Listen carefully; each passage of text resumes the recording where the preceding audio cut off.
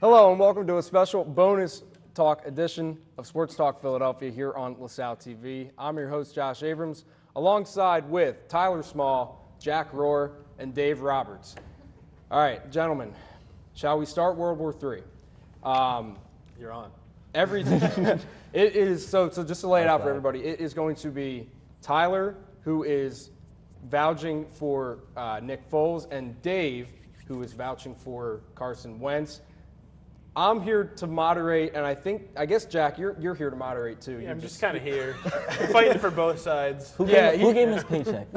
I think he's more so here to just keep you guys from attacking each other. Yeah. Well, if I move, but It could get very hostile here. So something that has come up as a huge, probably the biggest debate topic maybe in Philadelphia sports history, arguably. I mean, you'd have to do the research to figure that out. But Carson Wentz and Nick Foles.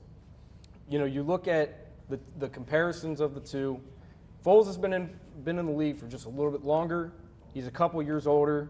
Carson just finished his third year. Unfortunately for him, he's been injury prone. When he was out, Nick Foles won us the Super Bowl. I think I don't need to really continue much longer. We know how everything has played out since Foles came into the league and since Wentz came into the league. Personally, I'm a Wentz guy, but I forget about me. I don't even know where to start. Tyler, please explain yourself. Thank you. Now, with all eyes on me, I will formally address that I am a Nick Foles supporter against Carson Wentz. And here's why. At the beginning, when I first came on this show, when I was a younger freshman, knowing so little, I was all for Nick Foles coming out as soon as he started this season before Carson Wentz came back. He was, in 2017, his completion percentage was 56.4%. His 5-2 touchdown interception ratio, even though he wound up getting a Super Bowl MVP, his numbers just were not there. And then he started off the season very poor. But now, after this last run that he had, every stat that he has improved. He's now 72.3 completion percentage. He threw for 1,400 yards, 7-4 touchdown interceptions. And the number one thing that improved for him was he had 14 throws over 20 yards and 4 throws over 40 yards, as opposed to when he had 3 over 20 yards last season, not a single one over 40. So although he is so different than Carson Wentz, because I'm sure he probably beats every single one of those stats, especially throwing the ball down the field, it's just not his game style. And he's just not a numbers guy. He's just there solely to win. He just finds ways to win in big games, because if you think about it, every single game he played this season was a playoff game. Even in the regular season, when you had to win, it was win or go home basically for the Eagles. He stepped up and he did his part against the Saints too, and played a very tough game there in the Dome, and still he came out with a great game, I thought. So I'll let you go now. All right, Dave, you're a Wentz guy. Why? Now let's all take it back a little bit. Let's think about the Super Bowl season. Let's think about what happened during that season. We went, we started off the season 1-1. We were like, all right, we're doing okay. Then we just went on a hot streak of just wins. We just kept winning and winning and winning. We kept seeing Carson Wentz do some things we haven't seen here in a while. We haven't seen since Randall Cunningham, because he's just as athletic as that type of guy. Now, I understand that he went 11-2 in that season.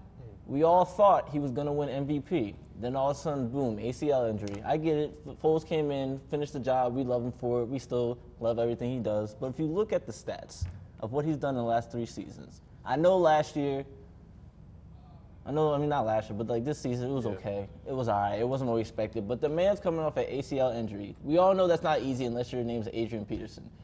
He also was hurt throughout most of the season because our medical staff likes to keep things under the rug. So if you really think about it, give this man some rest, the time he really needs off, and then when he comes back hot next summer, he might be the same type of player he was in his MVP season. But we have to see. I fully believe it. I think a lot of people in this city fully believe that the man that was supposed to be MVP that season can do it again in the same type of way or even better. So does that graphic there concern you at all? Only a little bit. But want to know why? Just because our medical staff is still the same type of people. If they really keep throwing him back out there to do some more stuff, then yeah, that stuff is going to happen. But if they actually let him rest, let him do what he needs to do, then I feel like he can be the same type of MVP type player that he was before all these injuries happened. But I got something for you. if you look at the 2 seasons, his MVP season compared to how he came out through week 3 of this season, every number was better. He improved in every single facet of it. And while he was hiding a back injury, while his ACL was just torn months earlier, and now he still could not get those wins. He couldn't get big wins, or he couldn't get wins in general. He left with a 6-7 record. Why do you think that's the reason? Why do you think, even though his QBR was above 100, he was still losing games? He was still going 500. Because you can't do it all by yourself. I mean, you saw the defense out there. You had third-string guys getting burnt every play. You saw a lot of blown plays that were out there. You saw even just himself. I mean, you can't throw and catch the ball. You know, so if he throws a dime, you got to catch it too. I'm not saying that Nick people Foles have can catch dropped a it. ball. He caught a touchdown. I mean, saying. I saw it happen, but. Everyone did. Everyone did. I mean, a lot of America saw it. But yeah, still, I'm just saying, you know, Carson Wentz had a better percentages than just like rating and all that. But like you still gotta, I mean, you know, you still gotta win on both sides. He can lead the team that way, and you see a lot of people on Twitter, on Instagram, a lot of the teams just like, listen, this guy can lead this team to a championship. And we saw Foles could do that in the postseason, but I don't know if Foles can do that the whole season. Like, I get we have to give him a chance to probably do it, but like, we already see that Carson Wentz can do it. You know what I mean? Right. All right. Well, here's something you guys got to consider. So, I mean, it's one or the other at this point, right? Because, you know, you just provided the stats about Nick Foles, and those are almost unprecedented numbers. He has the highest, you know, postseason rating of out of anybody. Do you want to? You got to get rid of one of them because, like, they're. Obviously, he has been thriving, coming in for Carson Wentz. But I mean, do you want to? It's either you keep Nick Foles, you maybe have sustained success for the next couple of years. You keep Carson, you got to worry about the injuries. But that's, I mean, assuming he can fix that injury problem, that would be a good 10 years that he could potentially play for us in the league. You got to get rid of one of them, and we've been talking about trade rumors, all of these offers that have been rumored coming our way. What say you guys about that fact? The idea that you got, like, it's one or the other at this point, and even though the Eagles have said that they're going to stick with Wentz, there's still other aspects to it that you got to think about. And honestly, the market for both of these is red hot. They can be sold for so much, and that's why I think Wentz is a little bit higher, just because he's younger and he has more talent. So because Foles is just built for winning in Philly. Wentz could win anywhere. I think he's a better overall quarterback, but I think just Foles is just better for this program. And plus, if you look at what you can get for Wentz, you could bolster that offensive line or help out the secondary that was getting burnt when he was in the quarterback, or you could get a big-name running back in case J.J. doesn't come back. You can get so much for Wentz, and you can get way more for him than you could for Foles right now. When Foles, I think the whole league knows that he's never going to have an effect on their team as he would in Philly. Because, like, you say that Wentz is a great leader, but I think that Foles is one of the best leaders to ever lead a football team. Jack, I've never seen anybody. Do you have anything to I just think Foles has had solid stretches. Like, he's had a few solid stretches. They were the playoffs the past 2 years, and then 2013. But outside of that, he's been very average. Very average. Carson Wentz played really, really well this year. He just didn't get wins. It wasn't. It was like trying to mesh with the offense, coming back from injury. He wasn't completely back. I'm kind of a Wentz supporter. I see the argument for Foles. Right. I say personally, preseason, keep them both over the offseason, make them trade-off drives in the preseason. Whoever performs better gets the job. I mean, that's interesting. That's one way to do it. See, I don't like that though. Wanna know why? The only reason I don't like that is because we all know Foles is amazing in the playoffs. You see, he's amazing in the playoffs. So what else do you need though? If you're signing a player, are you just wanting somebody to be stellar in the regular season, or do you want a playoff contender? Do you want someone that's going to bring you to the promised land? All right, let's think about this. Who was the last franchise quarterback for the Eagles? Donovan McNabb. And how long ago was that?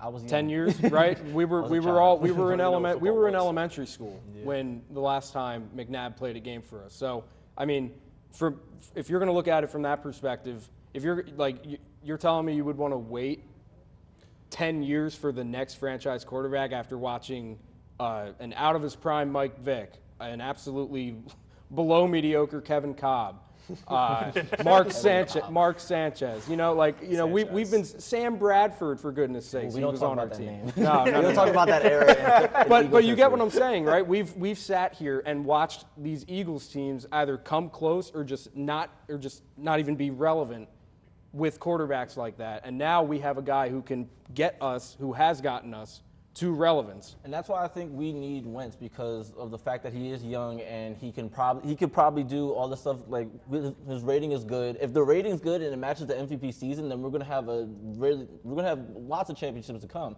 It's just the fact that if you want Foles to come in here, he's 30 years old.